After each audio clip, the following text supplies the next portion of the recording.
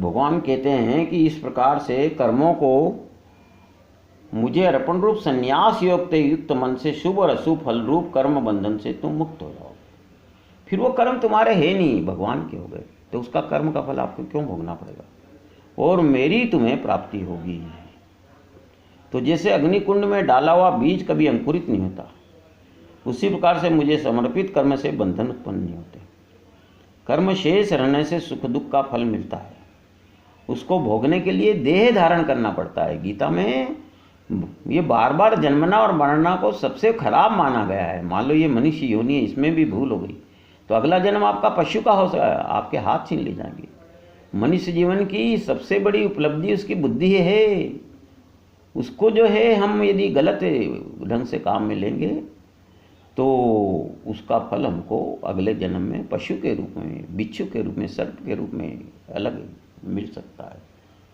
तो ये त्याग समर्पण की बड़ी सुलभ युक्ति भगवान ने बताई। इससे देह का बंधन नहीं होगा, सुख दुख के सागर से आपको डूबना नहीं पड़ेगा और आत्मानंद का आनंद मिलेगा। 29वें श्लोक में कहते हैं, यद्यपि सब भूतों में मैं समभाव से व्याप्त हूँ, लेकिन न मुझे कोई प्रिय है न अप्रिय। अरे भगवान की गीता की यही विशेषता है, सब कुछ एक है, न कोई प्रिय है न अप्रिय है, न कोई अच्छा है न बुरा है।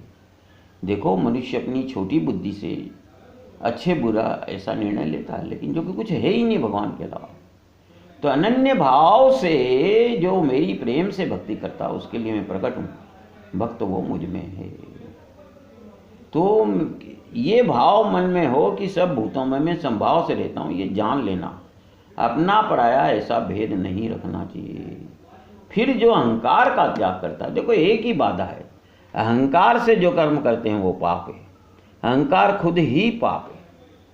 अहंकार खत्म, बस आप भगवान से एक रूप हो। फिर जो भी करते हो अहंकार का त्याग करके वो पुण्य है।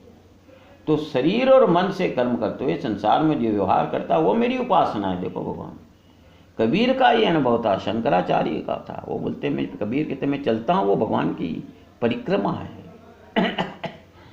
आपका भी अनुभव हो सकता है। तो बाहर से देह से कर्म करते हुए दिखाई देने पर भी मन में वो मुझ में रहते हैं, मैं उनके हृदय में निवास करता हूँ। जैसे बीज में पूरा वटवृक्ष का अस्तित्व सुप्त रूप में रहता है और वटवृक्ष में बीज रहता है।